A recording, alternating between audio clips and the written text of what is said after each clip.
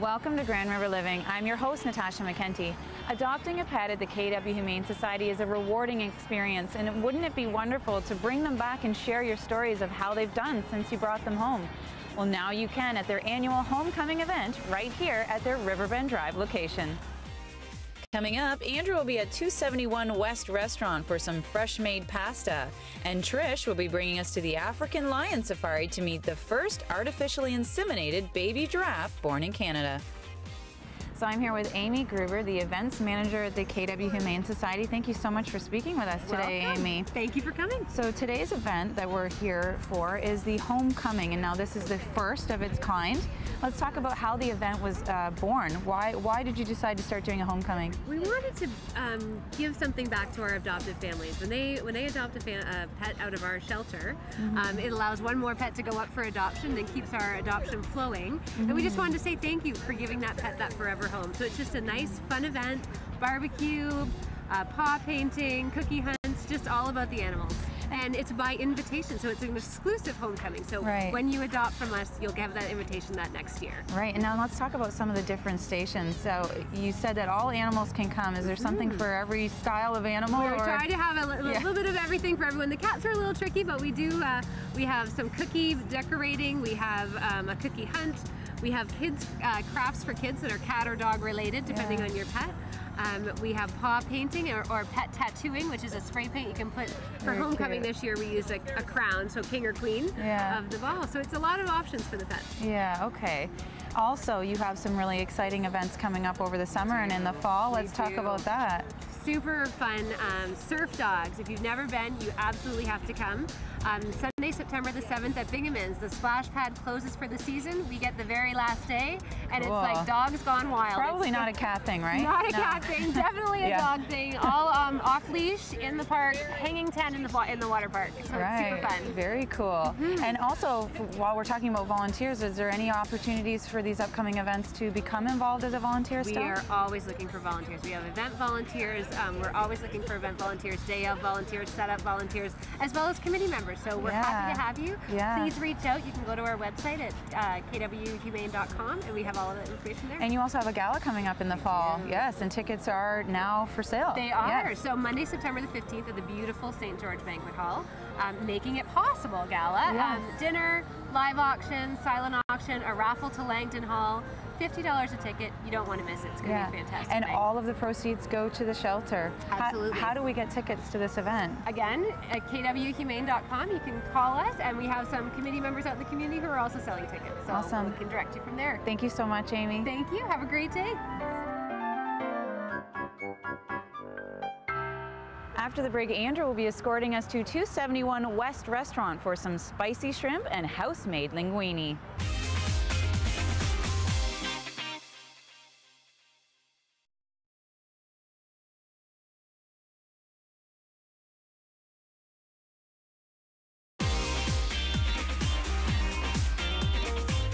Now let's join Andrew at 271 West Restaurant, where the pasta is always fresh and the customer always comes first.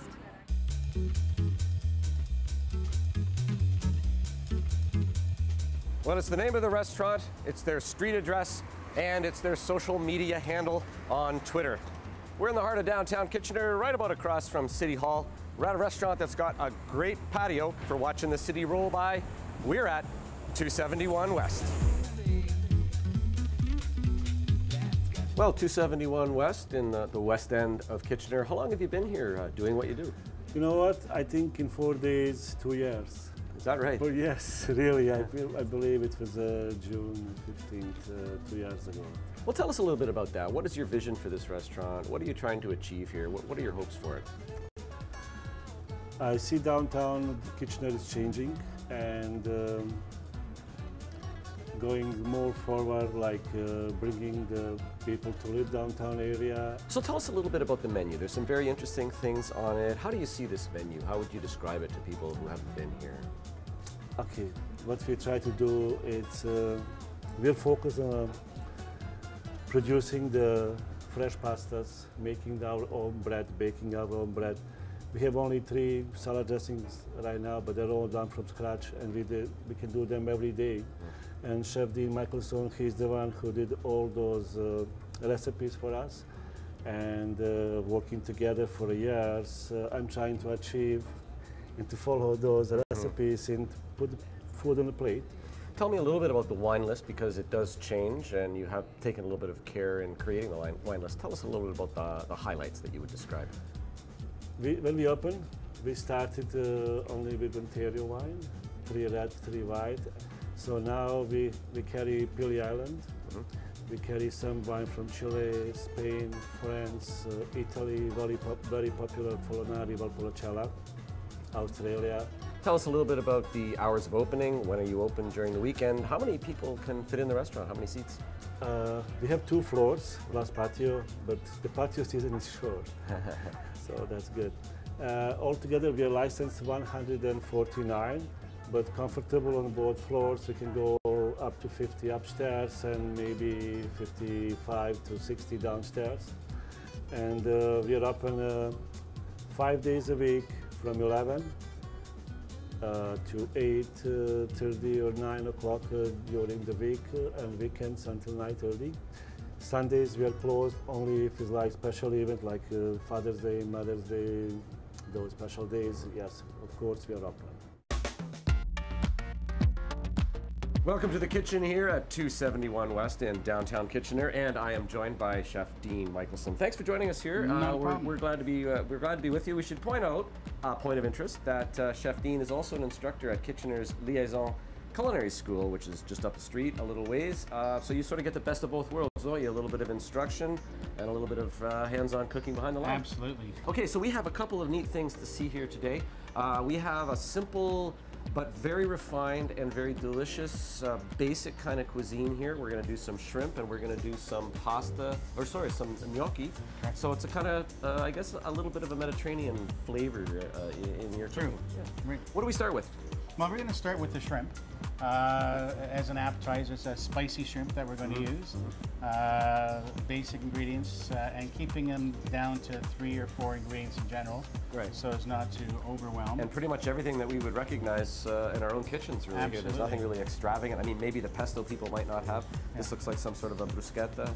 And we use our fresh tomatoes, chop them up every day, marinate them with some of the pesto, the tomatoes, olive oil, salt and pepper, and that becomes the base for a lot of our ingredients. 2 cheeses? 2 cheeses. One's a garnished cheese, and the other one's going to be a cheese that's going to give the main flavor when we get to our gnocchi. And a creamy richness. Creamy richness. Very good. And it'll complement really well with the mushrooms when you're looking at the 2 dishes going together. And now we're going to start off with? Let's start off with the pasta. Okay. We do all our own pasta here from scratch. Roll it every day, and then it looks like a deep fryer, but it's actually what they call a spaghetti magic. Spaghetti magic. Chef Dean, I'm guessing that looks like about a linguine style noodle. Absolutely. A fresh linguine noodle, semolina flour, egg, and every day we're rolling fresh pasta downstairs in our little prep area so that we can use it. Sometimes we will, because of the weather, have to chill it and put a little bit of a freeze so it doesn't get goopy and soft on us. Right, right. But now we're just going to take that, throw it in our spaghetti magic. Into the spa.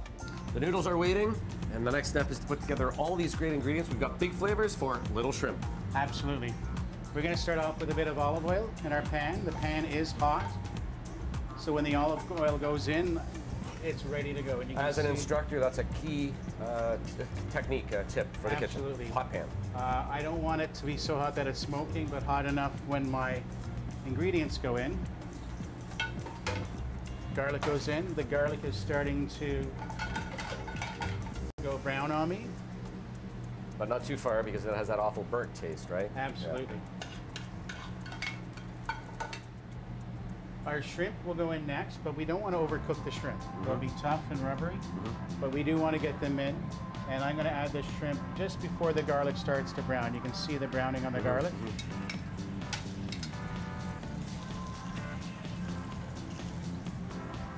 Now that smells good, and it looks good too. So as the shrimp is starting to go red and it's starting to go cooked, you see the shrimp is translucent right now. And as it cooks, it goes from translucent and starts to go opaque on you, and that's how you know it's done. And so it goes probably from clear. Do overcook their shrimp at home, probably. more than likely. So we've got that in there. And this liquid will also stop the garlic from overburning.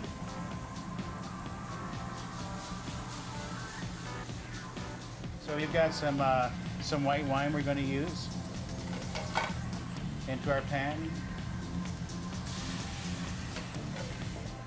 And this is a pimento, hot pimento type of sauce. And this is where the spice is going to come.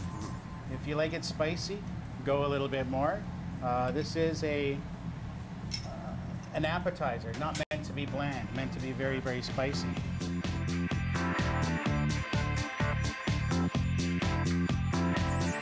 So now, into my sauce, we're going to throw our noodles. A bit of stock. A little bit of chicken stock.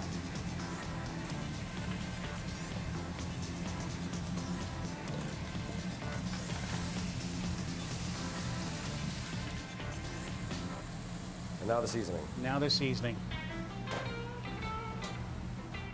So Chef Michelson has put together our pasta with our shrimp, and the most important thing now is to get it plated in a nice way that the customer just goes ooh and ah, right? And they take it right there. That's right. So we're going to make sure the noodles are coated well. They've gotten nice and rich. The starches from the pastas have created a kind of a sauce on its own almost. A sauce on its own, yeah. That's correct. Beautiful. The aromas are great. So we're going to get those in the plate right now. And then because I have all this great stuff in the pan, we've got the caramelization from the shrimp and the evaporation. I am going to make a little bit more sauce with a little bit more chicken stock. Finish that off, and then we'll throw it in our pan. So our sauce is starting to thicken up. We've got the tomatoes. We've got some good acidity in the dish. But what we need now is that finishing touch. And that's where we're going to take some fresh butter, softened butter, and we're going to throw it in the sauce. Mount our sauce, beurre monté, with the butter. Classic French technique. Classic French, until it gets nice and rich. We turn the heat off at this point just to allow the butter to melt. And it changes not only the flavor, but the appearance too. It gets shiny, glistens. Very beautiful. shiny, very glistening. Very delicious.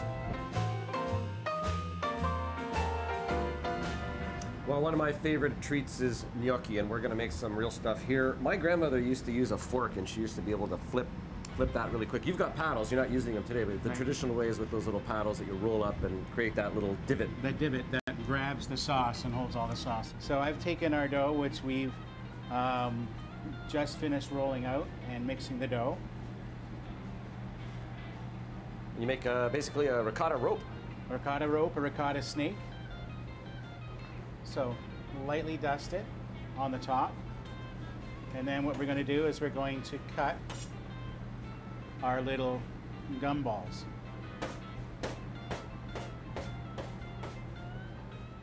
And then something unique, instead of using the fork to do the uniqueness, we're just going to give it a thumb and a fingerprint. So they look like little gumballs, and that's where the sauce is going to take. So that now we toss them in the semolina flour, and by tossing them in the flour, it coats them so they don't stick together. And then we have our portion of our ricotta. This pasta we're going to dump back in our spaghetti magic, and that's going to go until it's cooked. Chef Dean says he can do this sauce in about a minute and a half, so I've got him timed. The gnocchi is resting. It's up out of the whirlpool and just sort of resting a little bit. Waiting for us. Waiting for us, and we're only going to take about a minute or so to put together these 6 or 7 ingredients and create a nice sauce that has a cheesy, pesto-y goodness, I'm guessing. Absolutely. So we're going to put our oil in our pan, get our oil nice and hot. And once the oil's hot, we're going to throw our onions in. We're going to use a nice red onion, and just enough to take the crunch off and start to go translucent on you. Next, we're going to throw our fresh mushrooms in with the onions. Just a simple button mushroom? Simple button mushroom. And depending on the time of year, we can use other mushrooms that are local and change the dish up. At this point, I will season because I want to draw some of the moisture out of the mushrooms. So we do have some light seasoning in that pan. Salt is A little bit responsible of salt, primarily for pepper. that. Okay. Sun-dried tomatoes, white wine,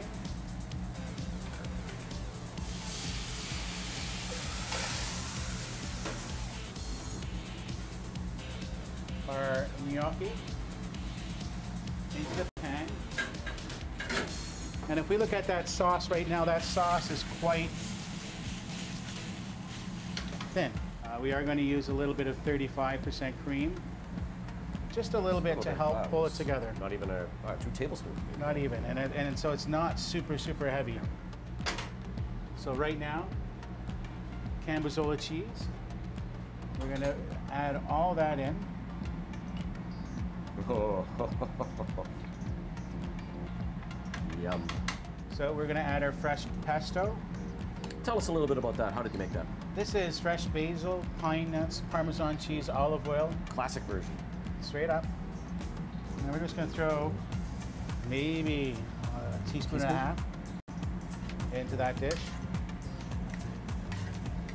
We don't want to overpower it too much, but just enough to go in there. We do see the Cambozola cheese still holding its shape. Right. So right now, this dish is ready for the taste. And I think it doesn't need any seasoning. I think it's ready to go.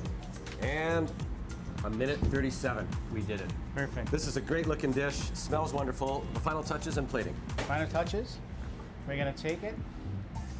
And as you can see, we got that great sauce built into the gnocchi. Our bread that we make fresh every day goes on. A little bit of freshly shaved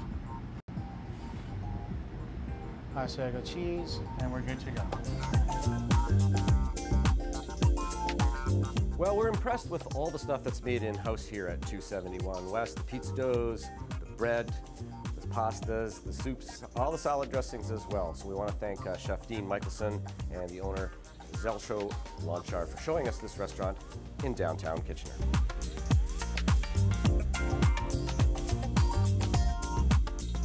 Since it opened in 1969, the African Lion Safari has earned its reputation as an international breeding facility for some of the world's most endangered species.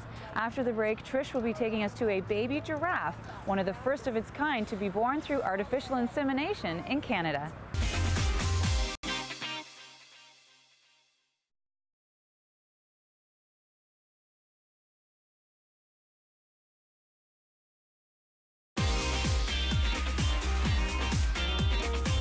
Now let's join Trish at the African Lion Safari with a baby giraffe appropriately named Safari.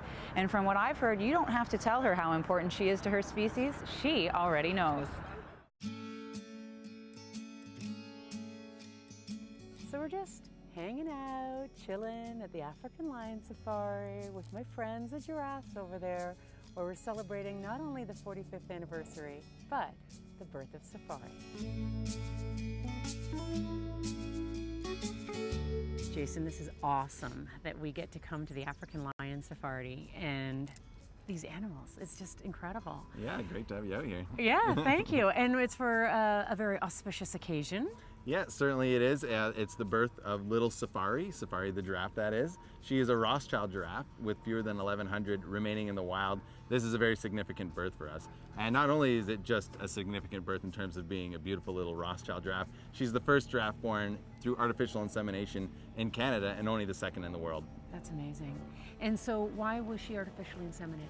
Well, as I mentioned, Rothschild giraffe are critically endangered in the wild. Their numbers are continuing to dwindle. We have a fairly good and healthy captive population, so the project we've undertaken is to better manage them reproductively through conserving and sharing their genetics. So what we've developed is a way that we could artificially inseminate them. This is going to allow us to share the genetics of our giraffe herd globally, not just locally, and maybe in time even help repatriate some of this back into the wild. That's incredible.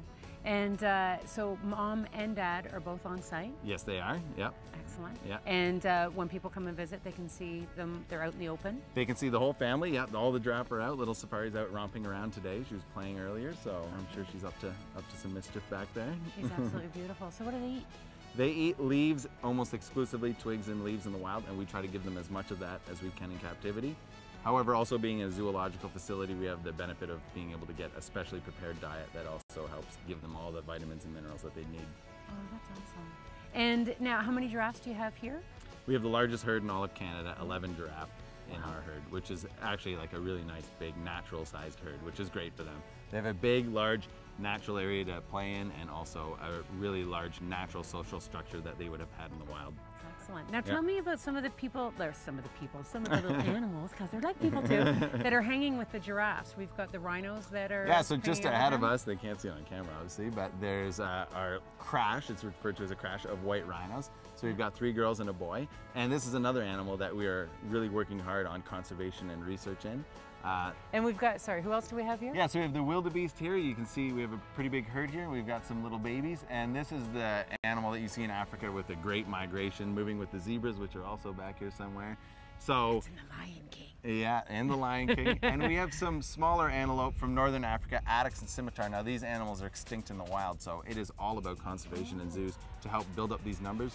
And then they get shipped back and they're repatriated back to their native ranges. So it's a global effort for these animals to help reintroduce them back into the wild. That would be so major, wouldn't it? Oh, it'd be really, really Because you wouldn't major. be able to touch that animal, or other than medication, be very... Yeah, so in a setting like ours, it's all about getting some science behind it, and then, you know, other facilities will ship them there, and then it's a couple generations of living semi-wild before they're reintroduced back into the wild. You can't interesting. go from living in a totally protected, loving environment to being shipped right out into the wild. No. But it's amazing here that you can see antelopes that are the most numerous in all of the world to some of the very rare, all in one setting. It's really a treat. That's wonderful. We also have ostriches Yes. roaming around, and they're always a big hit with the customers. Yeah. They're very curious. And we have Aoudad or Barbary sheep out here, which is also an endangered species that we work to help build up their numbers, and they actually do very well here. Now, when you come here, the education is something that you would like everyone to leave with. Well, definitely what I would like everyone to realize is that giraffe, this amazing animal, there's actually 9 different types of giraffe, and these giraffe are in a very bad way in the wild. We have the Rothschild giraffe here, which is the second most endangered, with only 1,100 left in the wild. That is an incredibly small number. So I would really hope that everyone would take from their trip here like a little message of conservation of the giraffe. This year actually will be the first World Giraffe Day to help raise some awareness for giraffes. So just, you know, remember that these animals out here, they may have a great life out here, but in the wild, things are a lot different. So we're trying to make it a better world for them, not only in captivity, but in the wild. And I would love it if everyone here kind of did a little bit to help that as well. So come join the excitement and the anniversary. Thank you very much for Thank joining you. us and introducing us to Safari. Oh, no worries. So come on down to the African Lion Safari and join the party of the 45th anniversary, as well as the birth of Little Safari. They are open daily until October 13th.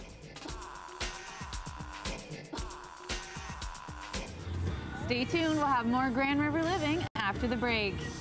Good job.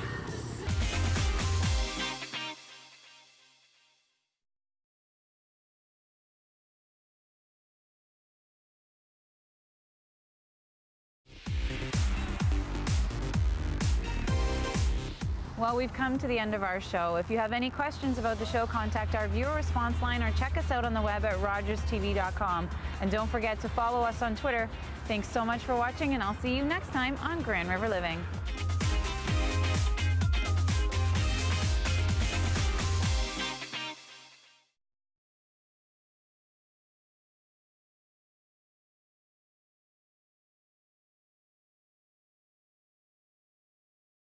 This week on Grand River Living, we'll be attending the first annual homecoming event at the KW Humane Society, dining at 271 West Restaurant, and visiting the new baby giraffe born at the African Lion Safari.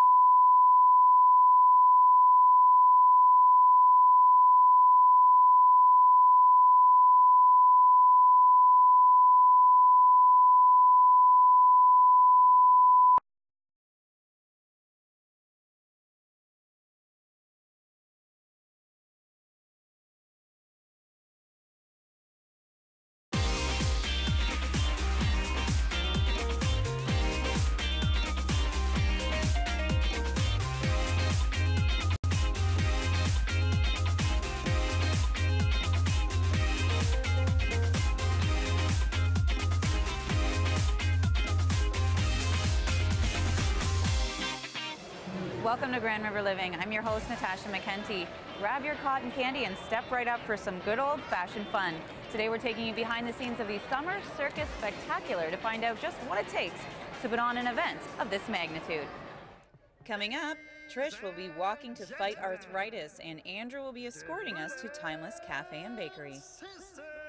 So I'm here with Louis Leonard, who is the ring leader. Is that what you'd like to be Ringmaster. Ringmaster Yeah. of the Summer Circus Spectacular. That's Thank correct. you so much for speaking with us today. Oh, my pleasure, my pleasure. This is a very exciting event. We haven't had a circus in Waterloo Region in a long time, and this is actually your first visit here Yes, to it is. Kitchener. First year we've worked with the city people at here at the Odd.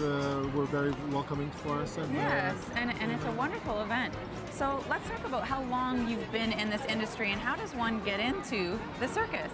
well, I kind of fell into it. I won't tell you my age, but I've been. I won't tell you mine either, so we're even. But I've been in the circus for pretty much all my adult life, and I went to school to become a high wire walker, which I did Okay. until age 28. And after that, I decided that I wanted to make this my life and spend the rest of my life doing circus. So since I wasn't performing anymore, I had to invent my living. So I decided to do circus shows. So, Right. yeah. So you only travel in the summer, is that right? That's correct. Approximately 4 Well, it months depends. or so? For this year it's a short year. We do about 4.5 weeks, okay? And then in the winter sometimes we do 1 or 2 what we like to call spot dates, which is 1 weekend here, 1 weekend there, and that's pretty much it. But it does take 4.5 weeks of performing.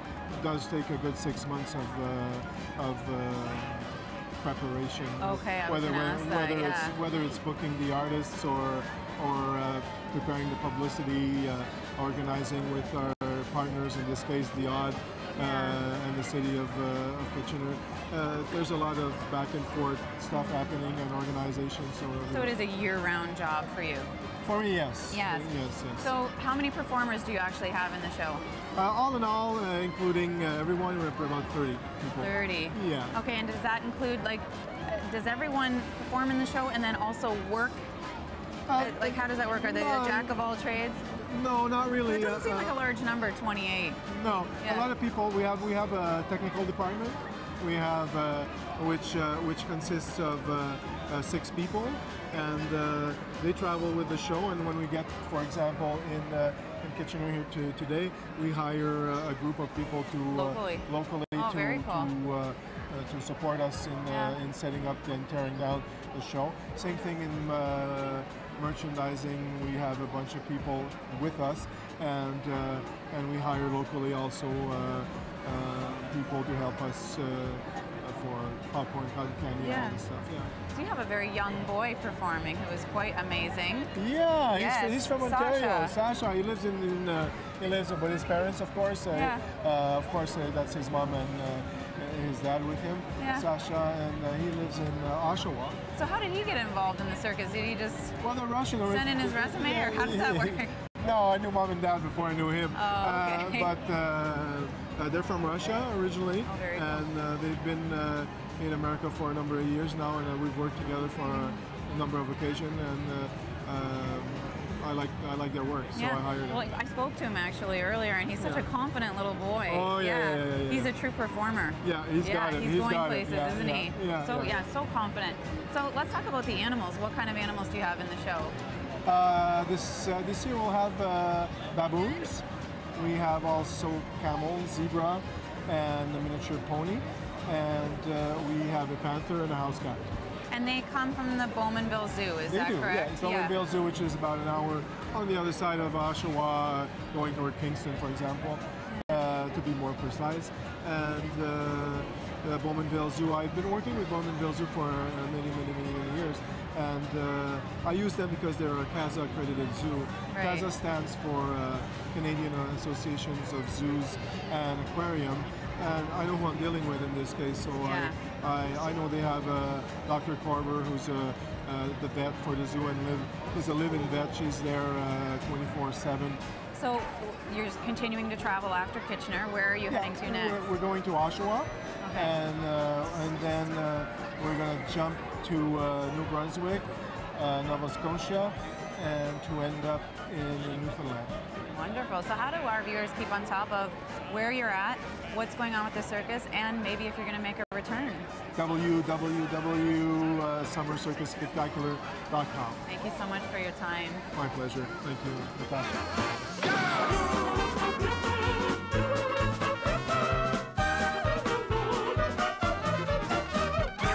Most people think that arthritis is an old person's disease when in fact 24,000 children suffer from arthritis. Stay tuned after the break. Trish will be walking to fight arthritis.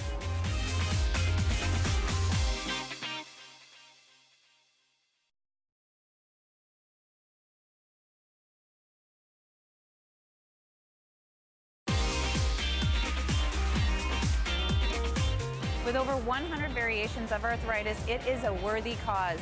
Now let's join Trish at the Walk to Fight Arthritis. We're here at the Odd with the Walk to Fight Arthritis. Whether you're walking, running, or in the stroller, it's going to be a great day. Sounds so nice, yeah. What are you doing here, Jennifer, on this wonderful day where the Arthritis Society is raising money with a walk? What we do here at Kitchener, what I've been working on for the past 6 months, is the Walk to Fight Arthritis. It's our signature national event happening in 25 locations across Canada today, and here in Kitchener at the Kitchener Odd. That's excellent. And so, Arthritis Society, what is it that you do? How do you support people that suffer with arthritis? So we're here to act as sort of a help for now, help for later, and to advocate so that we can get the support for people with arthritis that we need. So right now we have programs like the Arthritis Rehabilitation and Education Program, which is specially trained therapists that can support people with arthritis, educate them on how to be better self-managers, and it's a free program. We also have the Chronic Pain Management Workshop, again teaching people how to self-manage their pain, because you'll have pain almost every day of the year, but you probably only see your doctor maybe 1.5 days a year. So it's up to you for the rest of it. And we help people understand how to do that. And then we also support research so that we can find better treatments and hopefully one day a cure for all 99 types of arthritis. That's incredible. So how much does the individual walk usually raise? So the last few years we've raised around $60,000, and so we're hoping to get about the same this year again. Now that's in combination of all of them, or just this one Kitchener Waterloo? That's just here in KW. Combination. Last year I believe we raised, it was $1.2 million across the country, and yeah, we're hoping to beat that this year. And it is so inspiring to see not only people that don't have arthritis walking today, but people that do. Yeah, we have at least 45 people here today who brought their families, their friends, and their neighbors who have arthritis, and they range from 5 years old all the way up to 75. It's of all ages. It's really remarkable. In fact, I think half the people here of those 45 are under the age of 50. And are they one of your #1 supporters? Their you know highest what? money The buyers? highest ones are the kids. Yay! Our highest ones are the kids that come out. You know, I think it's just, they want to raise money, but they also want to raise awareness that arthritis affects everybody. Oh, that's so inspiring. It We is see little amazing. pirates running around the track today. There's dogs with t-shirts and pom-poms. It's wonderful. Jennifer, thank you very much for joining us today. What a great day today at the Odd for the Walk to Fight Arthritis. And as we heard, it affects all ages. Coming up later in the show, we're going to be talking with some of the cast of The Affections of May.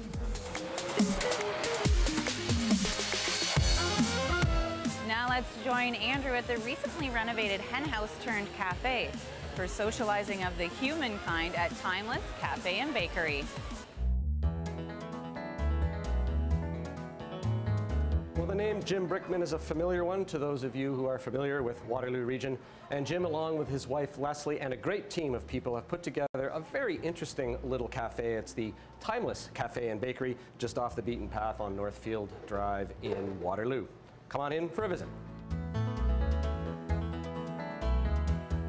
So, Jim Brickman, this used to be prime farmland. It used to be out in the country. The city's grown up around it, but you've maintained a sort of an island of heritage here, an old property with lots of great old antiques and a heritage building at Timeless Cafe and Bakery. Tell me how you discovered this place and what inspired you to take it to a sort of a new level. Well, the people there with Timeless Materials, they're actually in the demolition business, and they you know, obviously tear down buildings, farms and factories. And 12, 15 years ago, they ended up, I think they were a bit of ahead of their time back then, as they took a lot of those materials, and rather than going to scrap yards, they ended up bringing it back here, sorting it all out, denailing the boards, and just having it available for a repurposed purpose, right? It's a real sort of multi-sensory experience out here. You're out in the country, the breeze is blowing, it's a beautiful day, and then we've got some old artifacts that a lot of people are going to recognize. The Alibaba sign, for instance, are going to recognize from our historical past here in the region. And then we step into your building, the Timeless Cafe and Bakery, which is its own sort of special part of history. Tell us a little bit about that. Well, that's what caught my attention, because coming here, buying materials myself for my own projects, I just saw that building just sitting there decaying. And as you can see, I mean, the brick portion of it was actually an old hen house, you know, back in 1867. And then they added on a barn, sort of a mini barn addition to that was for maintenance, and then keeping some hay and some feed materials there. So tell me a little bit about the design, or sorry, the principles inside that you're working with. You've got 7 days a week you're open. Tell us a little bit what's on the menu. Okay, well, the idea, which, you know, sounds simple, but it does have complexities, and it's not a new idea, but the idea was to take everything we do in there is fresh. So we're gonna, you know, everything is made from scratch, from mayonnaise to all our condiments, and as much as we can do locally as well. And it's on the whim. I'm fortunate to have just a great kitchen crew. And we talk about how the week's gonna unfold, but it's really whatever's going on, right? We just sort of say, hey, I like that idea. I'd like to buy that, or this is available, this really looks good. My job now, I'm turning into more of an errand boy than anything else. I just roam around farms now and talk to Mennonites and the butchers and just find out what's available. One of the discoveries that I made when I was in, just as I go in the shop, you've got some great pastry displays there. You got your breads, the blackboard menu, and I noticed a tap that was coming up out of the counter at the back. Tell me what that was. That has got a definite Brickman kind of flavor to it, doesn't it? Well, I did have to have a tap there, a draft-looking thing, and I just can't leave it, I guess. So I was just fascinated with what could I do, because the place is not licensed. So we thought, well, why don't we make our own homemade sodas? So that's what we do. We still have other drinks and beverages available, but again, it's on the whim of what we like. We do a ginger ale, we do a lemonade, a soda. It's all done with our own. We make the soda, we carbonate the soda on site, and so one day it could be cucumber and basil. It could be watermelon, it could be anything. Tell me a little bit about the other amenities that are in the shop. You've got some old antiques that are now part of the furniture. You've got some old-fashioned style tin that's part of your ceiling. You've sort of incorporated a lot of the old products. To give us a lay of the land of the inside of the building. Well, part of, I love design as well, so I mean, when I saw the building, I saw more about what we can turn this into. And when I talked to the Timeless people, they were looking at how to increase traffic and more awareness, and I think you kind of needed a bit of a showroom here. A lot of people see pieces of old wood laying down there, but sometimes they don't see what it can turn into in your kitchen or in your living room or whatever. So I thought, let's turn this into a virtual working showroom, right? Where we're taking timeless materials that have been reclaimed, repurposed, and turned into tabletops, countertops, light fixtures, or whatever it is. Even the flooring is done. And so it gives people a sense when they come in here, they can actually see, how this thing can turn into something kind of cool, right? Now you can enjoy a coffee and a signature white chocolate and raspberry scone in the morning, yes, but you can also hold a business meeting here. You're wired and you've got tables there where people can have private meetings as well. Right. Yeah, well, upstairs, which is where the loft was, we've turned into a business kind of off-site meeting place that can hold up to about 24 people comfortably. Well, it's that time again. We're here at Timeless Cafe and Bakery, and I'm with Chef Josh Knechtel. Now, in the kitchen here, and it's a kind of a warm day, but we're going to soldier on. We've got a lot of great stuff to demonstrate for you today. We're going to start off with some gluten-free bread. Now, obviously, gluten issues are a problem for a lot of people, and it seems to be a growing concern. And you've got some special ingredients here. So just take us through what you've got, and you can start putting it all together, and we'll see what the end product tastes like, looks like, and tastes like. Great. So in this bowl here, I have sorghum flour and tapioca starch, xanthan gum, and some sea salt. Okay. So those are the. So these are going to give us the sort of the flour basis that we're looking for, and some ingredients to sort of hold this stuff together. Exactly. Yeah. And here I have some seeds to give it some both nutrition and flavor. Got some black sesame seeds, flax seeds, mustard seeds, and poppy seeds. There's two leavening agents in this loaf. One is the eggs and the other is yeast. So there are a few more wet ingredients that go with our dry ingredients, and we'll put those together now. And we have a little bit of that is coconut milk. Coconut milk. Okay. And then that would offer a lot of flavor, wouldn't it? I'm sure. Absolutely, it does. Yeah. And then here I have some vegetable shortening. Some fresh lemon juice. A little acid. Yep, some acid there. So, and this is extra virgin olive oil, just taking from the bottle and putting a squeeze bottle to make it convenient. This is pretty precise now. This is baking with not by touch and feel, but by grams, I guess. You know, baking is more like a science. That's right, yeah. Yeah, you can't really fudge on, that looks like about a teaspoon of yeast. Some good old honey, it's a classic ingredient in a lot of breads. Yeah, this is actually local honey from London, Ontario. So the bees flew all the way here to bring the honey in? What's that? This is fresh yeast. Oh, it's fresh yeast. Probably used to seeing powdered stuff, dry active, but this is fresh yeast. Is there a reason you're using that over the others? You just like the flavor better, or works a little more? You know, it's a better product. I find the flavor of the finished product is better, and it's easier to work with too. Now, does this have to sort of sit and activate a while, or? No, that's the thing with fresh yeast as well. Ready to roll, it doesn't need to do that. If you're using dry active, it needs to sit for a few minutes, and you'll notice it starts to bubble and foam a bit. You have to have the right temperature, and not too hot, not too cold. Yeah, with fresh yeast, I mean, if I wanted to, I could just, with a regular bread, I could just throw everything in the mixer and away you go. But when I have everything mixed in the bowl, I'll let it sit for about 5 minutes, and then I'll put it in a pan, and then at that point it needs to rise in the pan before it goes into the oven. So I'm going to add all the wet ingredients together.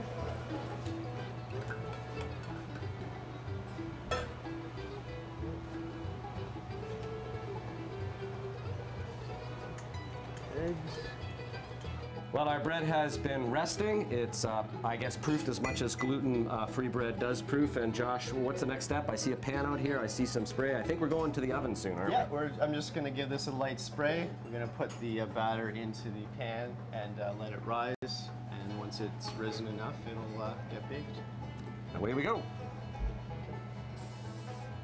As you can see, it's very moist. And that's, you'll notice that when we go to eat the finished product. Okay, so ready to go to the oven. Oh, we have to let it'll rise. It'll have to rise just slightly above the top of the pan. Okay. And then we'll bake it in the oven.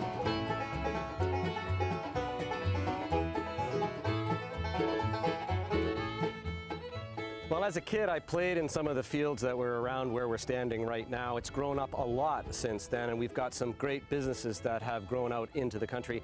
But one little island exists that's sort of been untouched by the future, shall we say. It's a timeless cafe and bakery where food and good drink go together in a timeless way. Stay tuned, we'll have more Grand River Living after the break.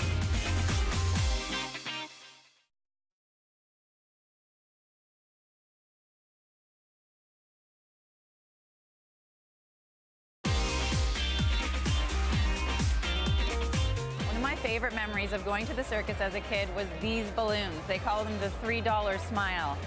I think they're worth it. Now let's join Trish at the St. Jacobs Country Playhouse for the Affections of May.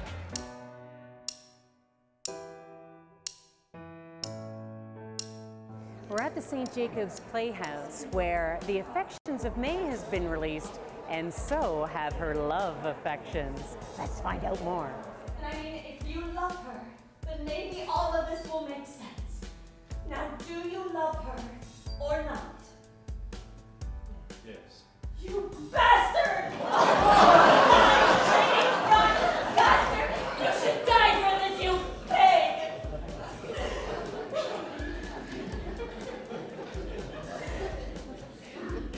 Well,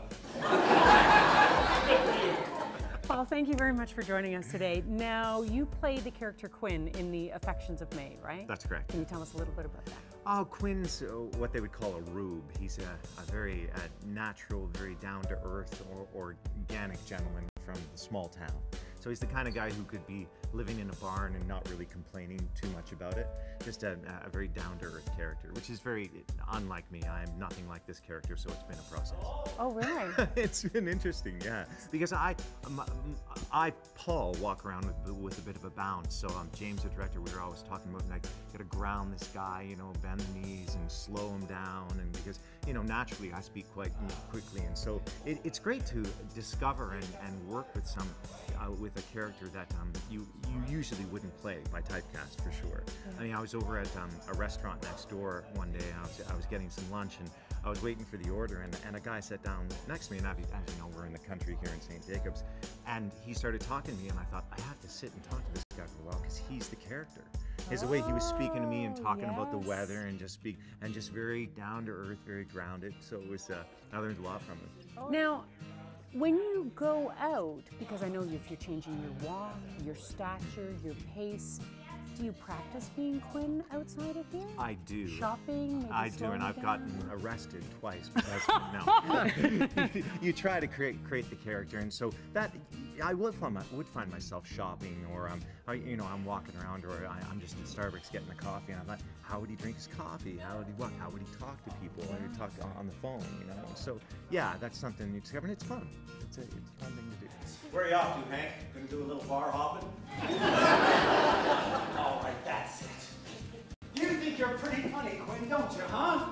Well, you want to know what I think? I'm all ears.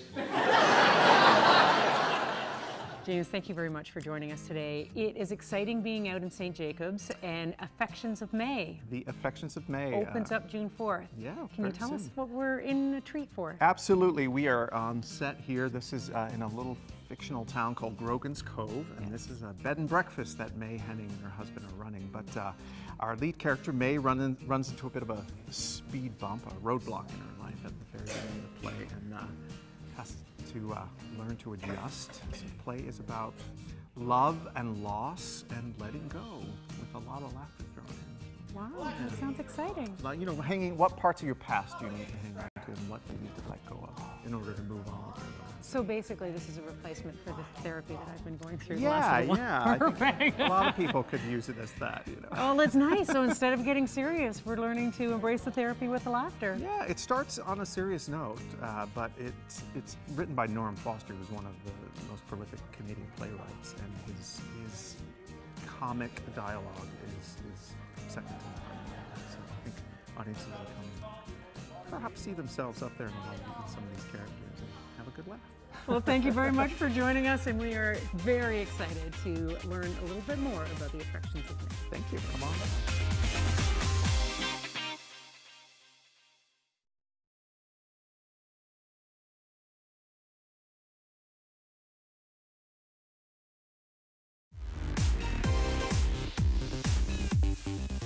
Well, we've come to the end of our show. If you have any questions about the show, contact our viewer response line or check us out on the web at rogerstv.com. Don't forget to follow us on Twitter. Thanks so much for watching, and I'll see you next time on Grand River Living.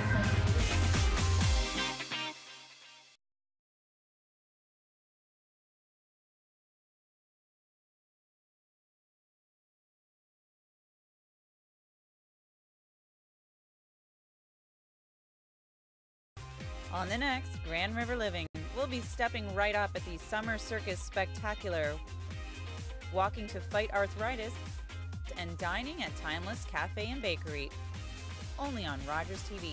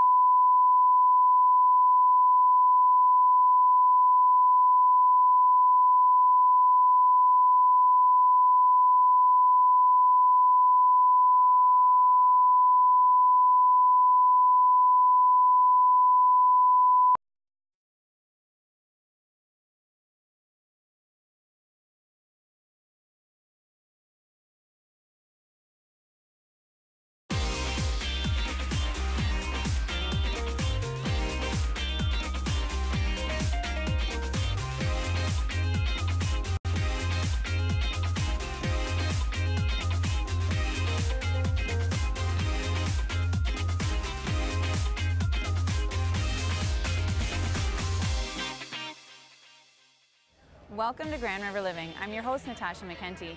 Every year on the last weekend in May, the Mennonite Central Committee throws a relief sale with proceeds over $300,000. Today we're going to take you behind the scenes so you can get in on all the fun and help a great cause. Coming up, Andrew will be foraging for his next meal. This is what food should be. Natural, pure ingredients right out of the ground. And Trish will be bringing us to the Waterloo Wellington Children's Groundwater Festival. Well, in this case, we received a grant at the beginning stages of this, and we drilled the well into the municipal aquifer about 100 feet, 30 meters. Yeah. And we pump from that well. The kids get a chance to pump from that well.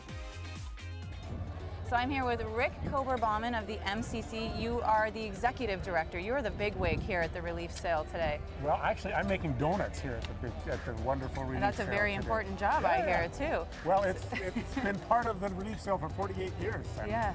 Got my friends here who have been part of this for the last few. And is this a good time to introduce them? Sure. I mean, there's a 45-minute lineup for these donuts, and when you ask people in line, most of them haven't even tried one. They just hear such good things from the people ahead of them and the people behind them who've tried them before that, yeah, it's worth that 45-minute wait. Well, there's a long story about how long it took for the organizers of the first relief sale to find a group that would actually do donuts. Because they start at 2 o'clock in the morning, they have to rise, and they've got to put lard and mashed potatoes together. Yeah. And Verna, my friend Verna Bender here and Sandra Schwartzentruber have been at this for years and years. Sandra's the overall coordinator, and in fact, in this bag, we were thinking of you, Natasha. And I am so excited about that. Honey dipped, or there's also a sugar rolled one. I don't discriminate against donuts, I gotta tell you. Then maybe between you and your producer, you can fight over these two. But yes, we will definitely be fighting later. Absolutely the world's finest donuts. And I'm sorry about the 45-minute wait, but you get to, avoid the wait and have your own. And it's worth the wait. And you can't actually purchase these after the relief sale, is that right? No, and you wouldn't want to because they're good now. So as soon as this is done, you need to go get yourself a coffee and enjoy them. I'm going to do that. I'm going to do that. Fresh. And of course, they're just one of many, many things that are not the things you'd want to eat every day, but you got to eat them today. You've got the right atmosphere here and the right reason, right? Oh yeah. So fill us in on what the MCC is and how the relief sale came to be here in New Hamburg. Yeah, this was the brainchild of a number of Mennonite people in Kitchener-Waterloo, New Hamburg area back in 1966. And by 67, they had the first sale up, and they had donuts at the first sale. Yeah. And they said they want all the proceeds. They used to say every dollar spent at the sale is a dollar given to Mennonite Central Committee. Okay. So they raise money ahead of the day to cover off, the paper bags and all the other costs, renting these tents. So there's actually the costs covered before the day of. So the proceeds from the sale go to Mennonite Central Committee. And we're a relief, development, and peace organization of the Mennonite Church. Right. So you've got over 2,000 volunteers here today, and you're also planning a big anniversary coming up. How do we get involved if we want to come out and help this great cause? Well, having Rogers here to help us tell the story is wonderful. Yeah. Coming to eat. Eat donuts. You're saving the world. Absolutely. Eating for hunger. There's quilts to purchase. If someone wants to get involved in a deeper way. Yeah, like say for next year, how would we get involved? Would you like to volunteer? Yeah. You want to help us at the donut tent? Donuts. Well, you can make and eat donuts. There was an empty spot beside me rolling donuts earlier this morning.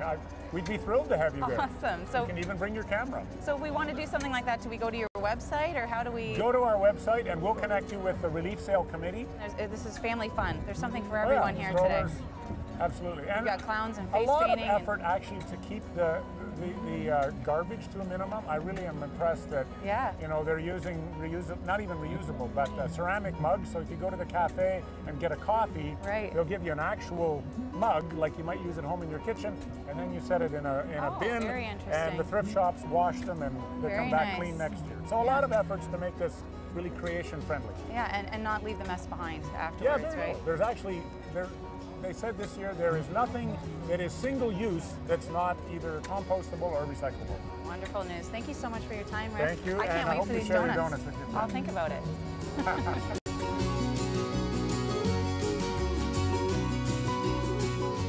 After the break, Andrew will be showing us a unique twist on cooking organically and naturally. He's foraging in the wild for mushrooms and ramps, then cooking them in the wild.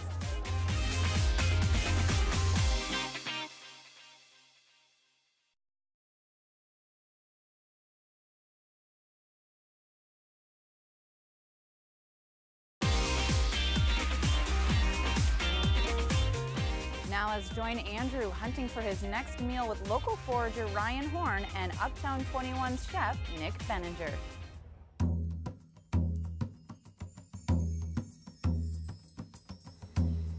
Well, welcome to the Wild. We're taking you on a bit of a foraging trek here on Grand River Living. We've gone out into the bush with a forager, and his name is Ryan Horn. And we're going to learn a little bit about what you can find in your backyard and in and around Waterloo region.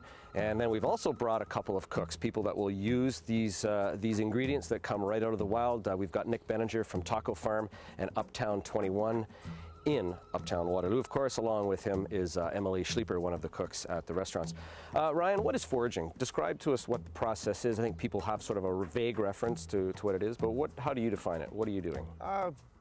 Usually just going out, taking a walk in the woods and looking for specific edibles.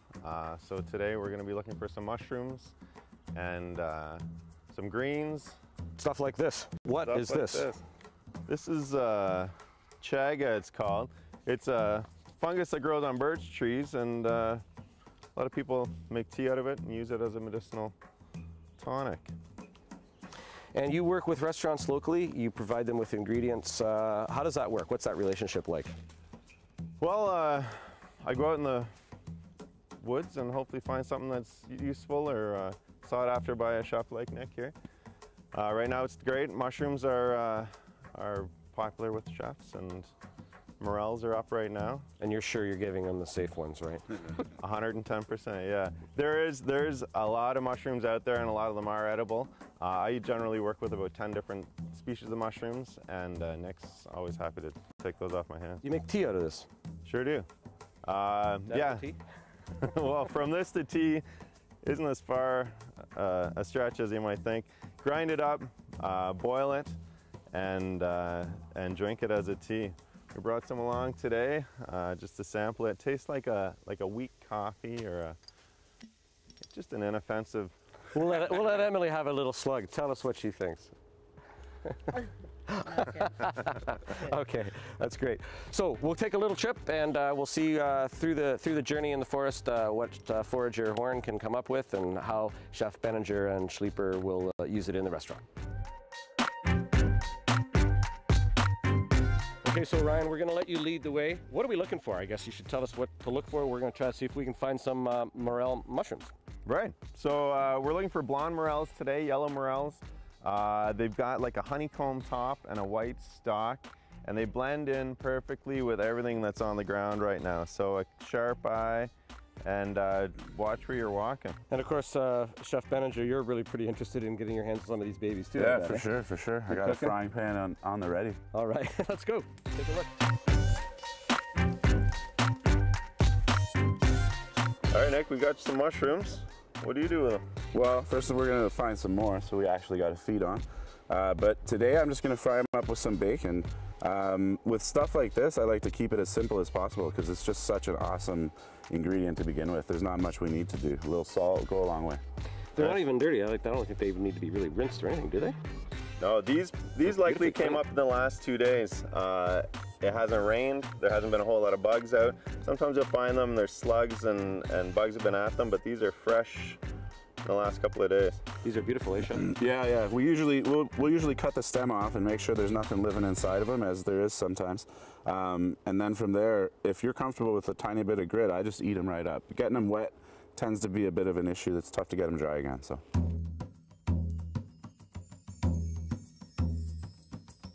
So we spent a few hours, shall we say, out in the woods here, and we've been very, very lucky. Ryan, tell us what we've found. It's a nice little harvest. It's great. Perfect little lunch for us.